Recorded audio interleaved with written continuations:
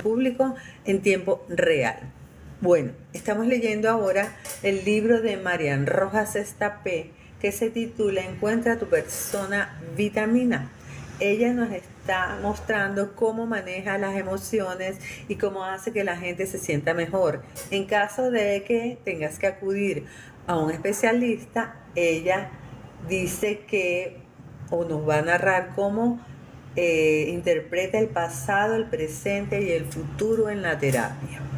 Cuando el paciente va mejorando, dice ella, voy ayudándole a gestionar sus factores de estrés del presente para que estos tengan la menor repercusión posible en su día a día.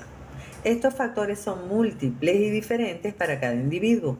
Pueden ser personas, recuerdos o incluso situaciones que solo con pensar o toparse con ellas activan de forma drástica su sistema de alerta y ponen al paciente en una espiral negativa. Desde encontrarse con la exnovia, el jefe o la suegra, a subir en ascensor o estar en lugares cerrados, hasta presenciar rabietas en los niños, a sentir síntomas físicos en los hipocondríacos o a percibir la suciedad y el desorden en las personas obsesivas. La lista de factores de estrés es infinita porque no hay dos personas iguales. Desde el primer día identifico cuáles son en concreto para ir desarticulándolos y aprendiendo a manejarlos. Cuando el paciente se va estabilizando, atendiendo a su evolución, voy trabajando su pasado y su futuro. En el pasado están los traumas, las heridas y los bloqueos. En el futuro, los miedos y las limitaciones para enfrentarse a algunos retos. Hay que hacerlo con mucha delicadeza para ir cerrando las heridas del ayer. Gracias por estar allí. Existen traumas que deben ser sanados y el paciente tiene que poder narrar sin sufrimiento momentos difíciles de su pasado. Para desactivar los factores de estrés o sanar los traumas y heridas profundas, suelo emplear una técnica que es el EMDR, que me ayuda a curar o limar las heridas mal cicatrizadas para que no se atrofien. Bienvenida, señorita Julián. Juliani Mendoza, gracias por estar allí. Ella va a hablar, la doctora Marian Rojas Estapé, sobre el EMDR, qué es y para qué sirve. Rómulo Ramón, bienvenido. Siempre repito que la felicidad consiste en vivir instalado de forma sana en el presente, habiendo superado las heridas del ayer y mirando con ilusión el futuro. La técnica EMDR, cuyo acrónimo en inglés es Eye Movement Desensitization and Reprocessing, y que en español significa desensibilización y reprocesamiento por medio de movimientos oculares. Logra esto que propongo, gestionando los sufrimientos del pasado, las inquietudes del presente y los miedos del mañana. Vamos a ver si lo podemos hacer nosotros mismos. Conocí esta técnica en Camboya a través de un psicólogo francés. Me llevó a una pequeña clínica donde ayudaba a niñas violadas. Carlos Torrealba, bienvenido. Presencié un hecho donde la pequeña, con los ojos cerrados, revivía una escena de agresividad sexual terrible. El psicólogo iba relajándola mientras hablaba con ella. Me comentó que se trataba de una técnica creada hace décadas por la psicóloga estadounidense Francine Shapiro para desbloquear traumas. Bienvenido Pedro y Carolina y José. Me formé en cuanto volví a Madrid y reconozco que es impresionante lo útil que llega a ser. Les recuerdo que estamos leyendo el libro de Marian Rojas Estapé, Encuentra tu persona vitamina. Y ella nos está revelando cómo ayuda a las personas a manejar emociones intensas. El EMDR es una técnica eficaz para el tratamiento del estrés postraumático.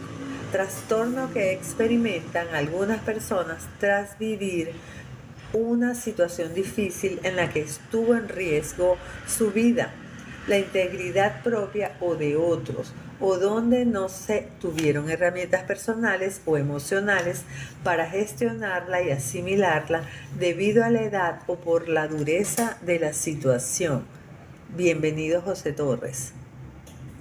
Cuenta además con diversos protocolos para ayudar a personas con ansiedad, depresión, problemas de autoestima, recuerdos traumáticos, duelos no resueltos, obsesiones, fobias, adicciones, ataques de pánico o dependencia emocional, entre otros. El EMDR suele durar varias sesiones y requiere de un ambiente y una compañía segura y tranquila en el que se identifiquen los recuerdos, los sentimientos, las sensaciones negativas y todo aquello que se quiera resolver. Este proceso se realiza mediante la estimulación auditiva, ocular o táctil interhemisférica, aprovechando los recursos fisiológicos naturales del cerebro para sanar la mente, como ocurre en la fase de sueño REM, que es otra técnica. Por medio de los movimientos bilaterales de los ojos, el EMDR busca eliminar o aliviar la obstrucción que tenemos en el sistema nervioso. Bienvenida, Lady. Haciendo que el cerebro procese de modo adecuado el recuerdo y lo envíe a la memoria a largo plazo. Así, la memoria de trabajo tendrá más espacio para hacer frente a los nuevos sucesos y estará más despejada para hacer buenos recuerdos. Zaida y Cris, bienvenida a la lectura. Esto permite que las experiencias no alimenten los recuerdos negativos, haciéndolos entrar en otro ciclo de estrés y ansiedad. Cuando se abren nuevas vías de aprendizaje para un recuerdo traumático o doloroso, la experiencia pasa a recordarse de manera adaptativa. Bienvenida, la nena y Francisco. El recuerdo se integra con los demás que hay en el cerebro con la emoción adecuada y con asociaciones y creencias positivas. Esto no significa que el hecho se borre de la memoria, sino que ahora pertenece al pasado y nos permite vivir mejor, instalados en el presente y a mirar, ahora sí, con ilusión lo que viene. Gracias, Orlando, qué nombre tan raro. En resumidas cuentas, dice la doctora, en una terapia con EMDR lo que se logra es minimizar los detalles emocionales de un recuerdo traumático, los efectos físicos y psicológicos que se siguen percibiendo después de una experiencia traumática y la ansiedad por situaciones futuras similares. Gracias al EMDR somos capaces de generar una narrativa del trauma. ¿Qué tal?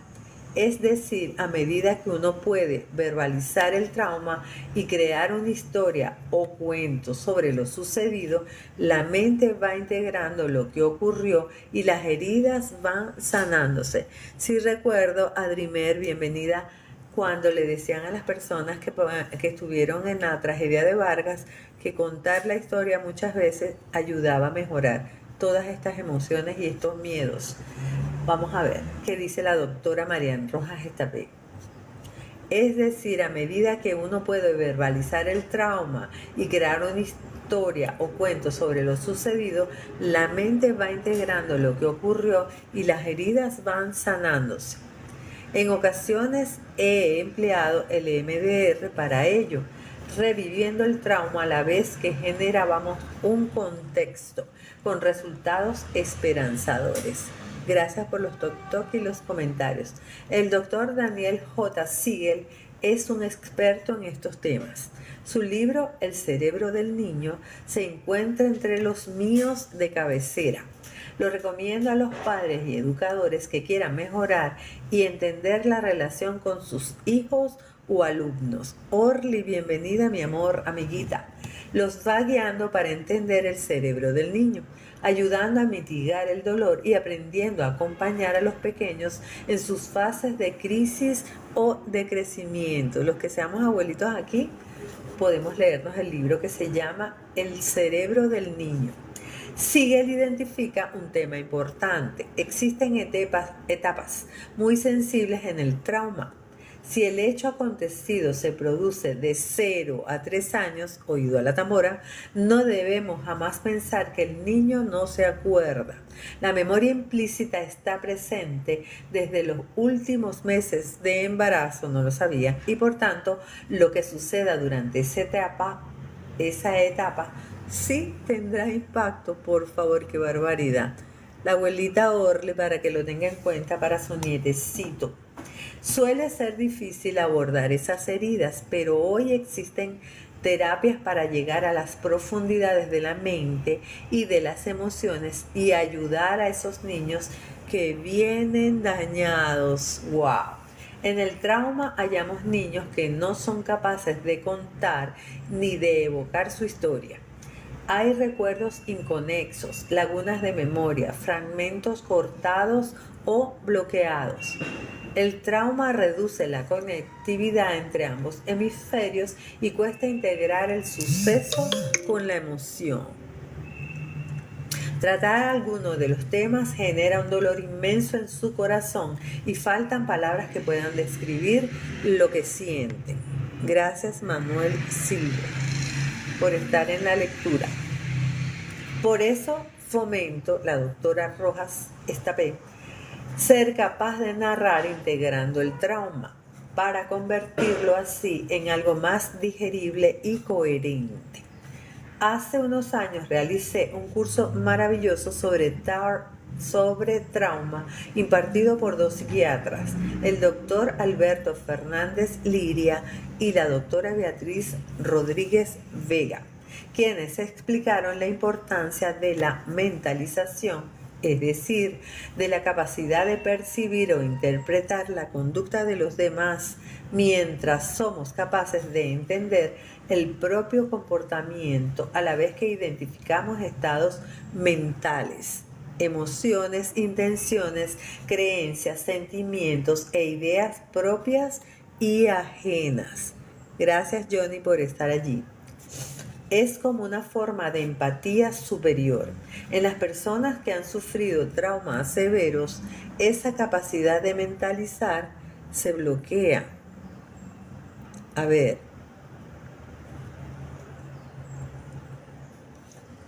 Sigo. En Camboya, las jóvenes violadas mostraban un tono emocional bajo, mínima energía al hablar y un lenguaje poco coherente al relatar las historias vividas. Esas niñas, al igual que las personas con traumas severos, suelen tener un hemisferio derecho menos desarrollado y maduro que otras personas de su edad que no han pasado por esas historias dolorosas. ¿Qué tal? Una manera de estimular su hemisferio derecho es mediante juegos, música, bailes, arte. La arte terapia puede generar cambios espectaculares. Contacto físico y el abrazo. En estos casos el médico debe entrar de forma paulatina en la vida de quien tiene delante, esperando y avanzando, analizando cada efecto producido en el paciente para seguir midiendo los pasos que se deben tratar. Albeniz, desde Estados Unidos, gracias por acompañarnos en la lectura. Estamos leyendo Encuentra tu persona, vitamina de Marian Rojas Estapé, y tomemos un poquito de café para avanzar. Paso número 7. ¿Cómo interpreto las cosas? He repetido en numerosas ocasiones que la felicidad no es lo que nos pasa, sino cómo lo interpretamos. Esa interpretación depende de 3 factores: el sistema de creencias, lo que pensamos y esperamos de la vida, el estado de ánimo y la capacidad que tenemos para filtrar la información y quedarnos con lo importante. El sistema reticular activador ascendente. En los últimos tiempos he añadido un esquema que creo que puede ser muy útil para entender mejor la interpretación que cada uno realiza de lo que va sucediendo. Lo denomino esquema de la percepción a la acción. Suelo garabatearlo en un folio poniendo unos ojos grandes y un corazón. ¿Qué tal? Entonces aquí ya tiene un dibujito en donde tiene un gran ojo que es la percepción, el corazón que es la sensación y cómo está ligado el pensamiento y la acción. De la percepción a la acción. Todos percibimos cosas que van sucediendo en nuestro entorno, que son los ojos. Y eso genera un impacto en el ámbito emocional que es el corazón. Tras esto pensamos más o menos intensamente y pasamos a la acción. O en su defecto nos bloqueamos, que no es la idea. El caso de Jesús me encanta porque ella lo ejemplifica con ejemplos reales. El caso de Jesús. Jesús es distraído y le cuesta enfocarse en las cosas. Es muy emotivo y sensible. Suele quedarse enfrascado en sus pensamientos sin ser capaz de tomar decisiones. Se bloquea. Crecer en el autoconocimiento ayuda a gestionarse y a poder focalizar los objetivos psicológicos. Gracias al Benis. Con Jesús he trabajado su hipersensibilidad para actuar con cabeza y ayudarle a convertirse en alguien más decidido. También es indeciso. Entonces ella hace un esquemita en donde dice que Jesús no percibe, sí siente, piensa, pero no actúa. Ese es el caso de él y lo describe en una gráfica bien chévere. Bienvenida a Batido de Lechosa, gracias por acompañarnos. El próximo paso es reparar la comunicación. Uno de los problemas más frecuentes en el mundo emocional es aprender a expresar y comunicar de forma sana cómo uno se siente y entablar un intercambio fluido con las personas con las que uno se relaciona. Aprender a comunicarse y expresar las emociones es una tarea importante para la superación de un apego inseguro. Gran parte de los traumas que originan este tipo de apego radican en un problema de comunicación, oído a la tambora, entre padres e hijos en la infancia. Es decir, muchas heridas aparecieron al no poder comunicarse verbalmente, al no existir comunicación afectiva.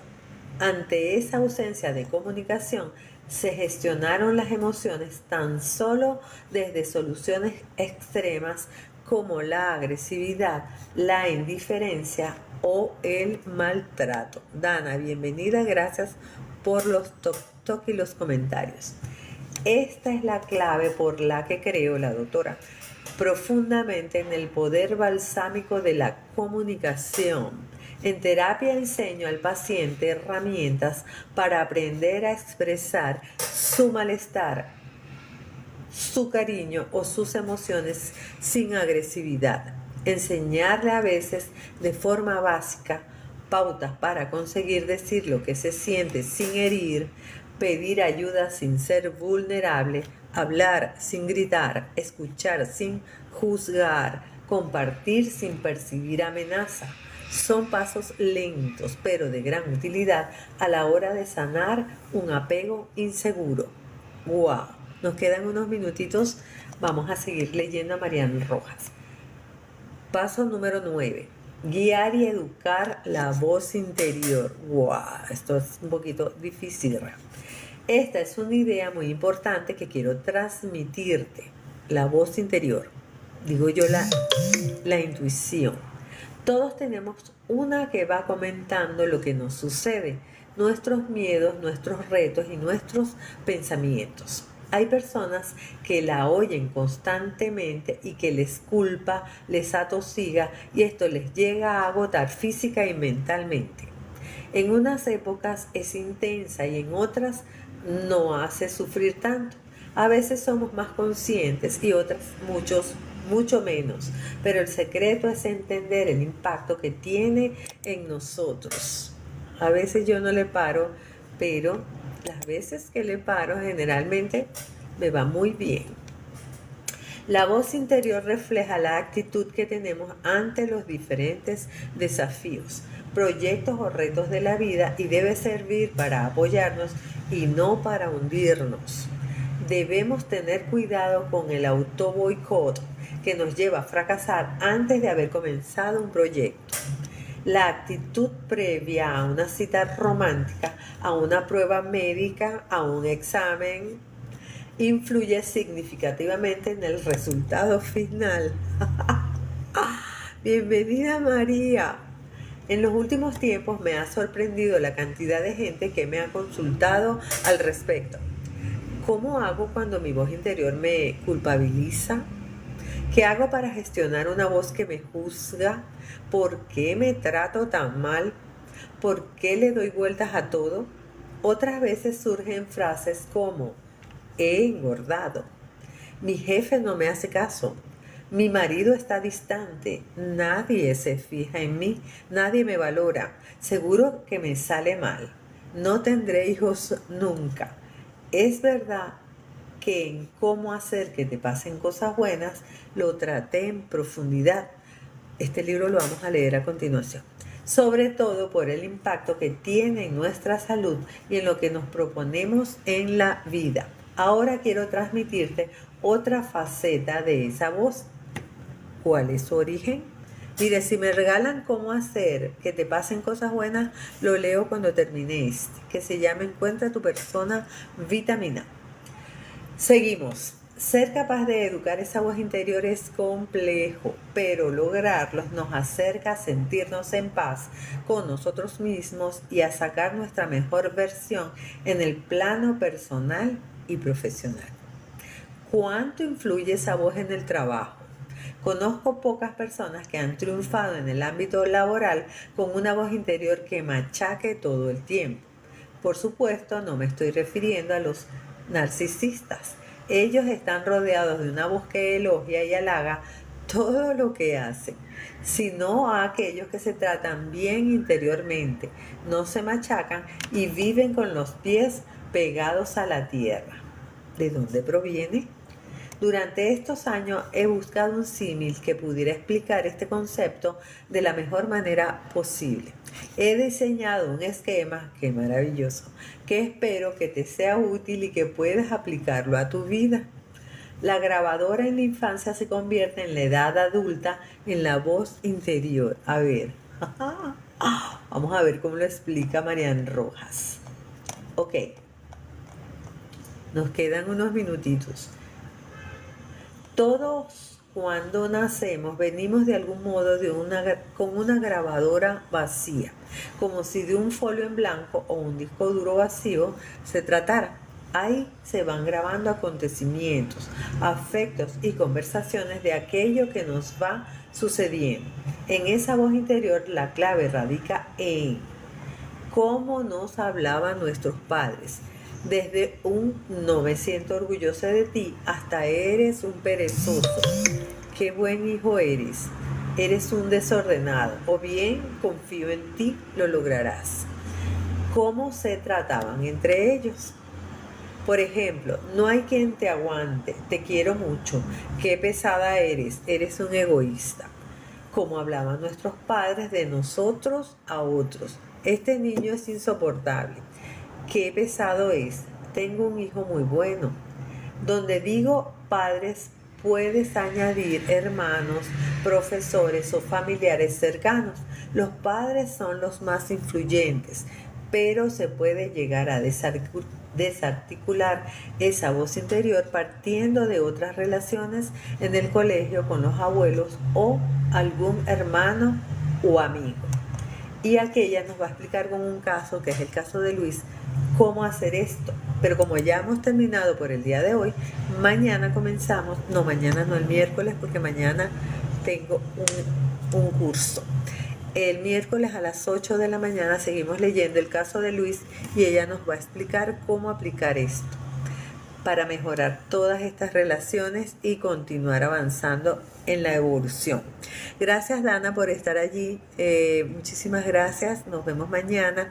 Dejo colgada esta lectura en YouTube en TikTok e Instagram y nos vemos el miércoles a las 8 de la mañana, hora de Venezuela.